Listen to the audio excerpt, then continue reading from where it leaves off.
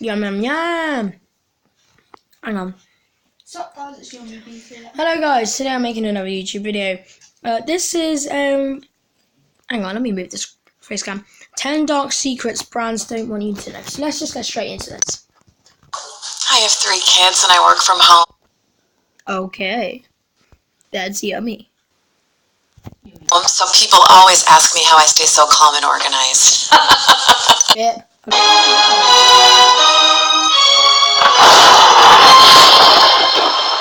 10 dark secrets brands don't want you to know. 10. DuPont. In 1951, DuPont, an industrial chemical company, purchased a little-known compound called perfluorooctanoic acid, or PFOA. At this point, DuPont was producing around 900 tons of Teflon, the non-stick coating, every year. Their new acquisition of PFOA helped improve the manufacturing process, which meant more Teflon and more money. The only problem is that PFOA is a horribly toxic chemical that causes cancer in animals and does not break down in the environment. DuPont agreed to phase it out by 2015 when asked by the Environmental Protection Agency. This came on the back of the EPA fining DuPont $16.5 million for concealing information about health effects. One citation came in 1981 when DuPont found that pregnant members of staff were having babies with birth defects, such as facial deformities. DuPont also realized in 1991 that it had contaminated the water supply of 12,000 people. In 2015, DuPont lost a case to a woman who claimed they had caused her kidney cancer. PFOA is now detectable in 98% of the US population and has been found everywhere, from household dust to popcorn. There are currently 3,400 cases awaiting court. 9. IBM. IBM's role in the Holocaust and its 12-year collaboration with Hitler's Third Reich remained unknown until a 2001 book published by historian Edwin Black. While we know that everything from Fanta to Volkswagen was invented in Nazi Germany, IBM, an American company, sank to even darker depths. The IBM Hollerith machine, which tabulated punch cards, turned out to be central to the systematic killing of Jews in Europe.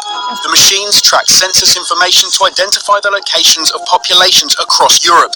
Then, when captured, they were used to track movements on trains to and from ghettos and concentration camps. The number tattooed onto Auschwitz prisoners was their IBM punch card identification. The CEO of IBM at the time met with Hitler, and the vast process could not have been maintained without support from the American offices. 2 class action lawsuits were brought against IBM by Holocaust survivors in the early noughties, but both were dropped due to legal technicalities. 8. Kids Wish Network. Labelled America's worst charity by the Center for Investigative Reporting, the Kids Wish Network seems to be less about helping and more about hoarding. Out of the $141 million they had raised, just $3.5 million went to making children's dreams come true, less than 2.5%. So where did this money go? Well, $116 million was spent on fundraising solicitors, which are run as for-profit corporations. Money also went to the founder and president, a salary of $130,000 a year, and $4.8 million to companies he controlled. They also avoided telling the IRS about financial transactions made to associates of the charity. The Kids Wish Network was founded in Florida in 1997 and originally called the Fulfill a Wish Foundation, which sounds an awful lot like the Make-A-Wish Foundation. They thought so too and didn't want to be associated with this venture, so sued Fulfill a Wish to make them change their name. 7. Bayer. Bayer, the German pharmaceutical giant, has been behind a number of world-changing drugs: aspirin, heroin, antibiotics, and birth control. But as we'll see, it hasn't just been curing diseases, it's also knowingly caused them. In the 1980s, they had developed drugs to help blood clotting in haemophiliacs. The medicine involved an injection with concentrate made from donated pools of blood plasma. The catch was that the blood had been taken prior to HIV testing. Over 8,000 haemophiliacs developed AIDS in the USA as a result. In response, Bayer developed a safer medicine in 1984, but continued to knowingly sell the old medicine overseas, making millions in order to get rid of their large stock. Over 100 people were infected in Hong Kong and Taiwan, and the drug was also sold in Malaysia, Singapore, Indonesia, Japan, and Argentina. In 1997, Bayer paid out $660 million in order to settle cases with over 6,000 people. That's really bad. 6. ExxonMobil. People like oil companies even less than Big Pharma, so it's no surprise they're on this list. But just how bad can they get? Well, how about detention, torture, and killings? By running a natural gas extraction facility in Aceh, Indonesia, ExxonMobil put themselves in the middle of a conflict between the local Acehnese wish for independence and the militaristic government. But of course, ExxonMobil were on the government's side. In 1998, they were accused of supplying bulldozers and machinery to dig mass graves. In order to protect themselves from the local campaigners, ExxonMobil started paying soldiers to work as their private security. What was known as Exxon's Army resulted in a lawsuit filed by 11 civilians who claim Exxon was paying the Indonesian military $6 million a year to conduct torture and extrajudicial killings. The case is still in progress. 5. Walmart.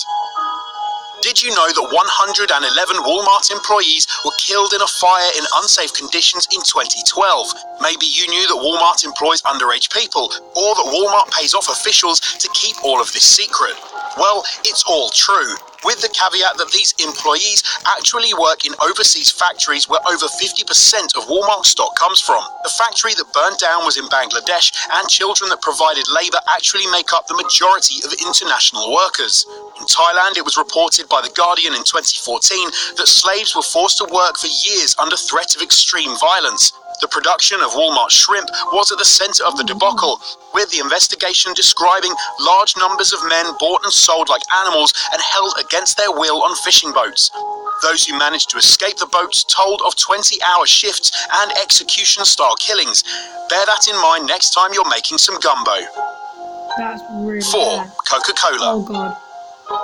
It's no secret that sugary drinks are bad for you, but what Coca-Cola does keep quiet are the shady practices behind the production of the world's favourite soft drink. Investigative journalist Michael Blanding uncovered the water wars raging in India between local communities and Coca-Cola bottling plants, as well as a contamination of Indian Coke by pesticides. Blanding talks of at least 3 towns where water reserves have dried up shortly after Coca-Cola plants have opened. Water that is not only used for drinking, but also for raising food crops. Successful campaigning managed to get a plant in Kerala closed down in an unprecedented event. Today, Coca-Cola claims to be harvesting rainwater instead of depleting reserves, but Blanding says droughts make this impractical. So it amounts to lip service. Coca-Cola's position in India is strong and doesn't look to be changing anytime soon. 3. Nestle. A report authored in 1974 by Mike Muller was called The Baby Killer and spoke of the horrors infants were experiencing in the less economically developed countries of Africa, Asia and Latin America. Babies were dying of malnutrition and diseases that were entirely avoidable. Why? Their mothers were using infant formula rather than breast milk, and Nestle was behind this. The report talked of sales reps who were dressed up as nurses and sent into maternity wards to give out free baby formula. The International Baby Food Action Network claimed that the formula interfered with lactating, so when mothers left hospital, they could no longer breastfeed. Nestle then started charging for the formula, but mothers couldn't afford it, and so their children went hungry. Furthermore, the formula had to be mixed with water and served in a feeding bottle, both of which could be easily contaminated and cause deadly infections. As a result of these deaths, a global movement boycotting Nestle took hold, and the company image has never really recovered. 2. Chiquita. Chiquita haven't always been about a happy Latina lady balancing a bowl of fruit on her head. Before 1984, they were the rather more stately-sounding United Fruit Company, and you're about to find out why they may have wanted to rebrand. For a start, in 1928, the so-called Banana Massacre saw striking United Fruit Company workers being slaughtered by the Colombian Army, allegedly operating under orders from United Fruit.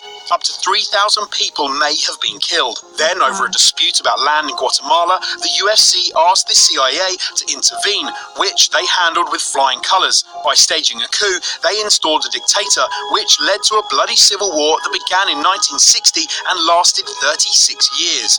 In 1974, the UFC chairman Eli Black dealt with the company's moral shortcomings by smashing a window on his 44th floor office with his briefcase and jumping to his death. By the way, they may have changed their name, but as recently as 2004, they were fined $25 million for funding terrorist organizations in Colombia. That's really 1. Monsanto. Monsanto have been voted most evil corporation and are often derided because of their use of GMO crops. But to be honest, GMO is just a technology and one that could be used for good. But Monsanto has done much worse things than supposedly playing God.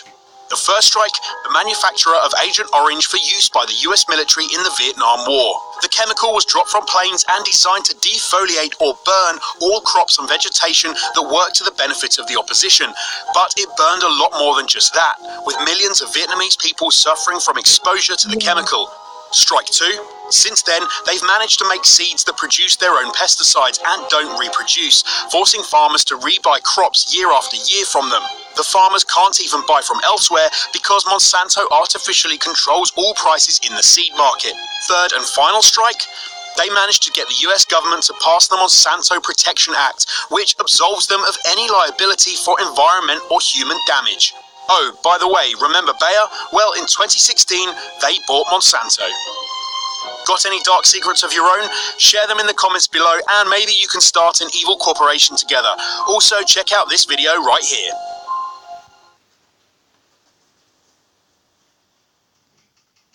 Right, guys, right.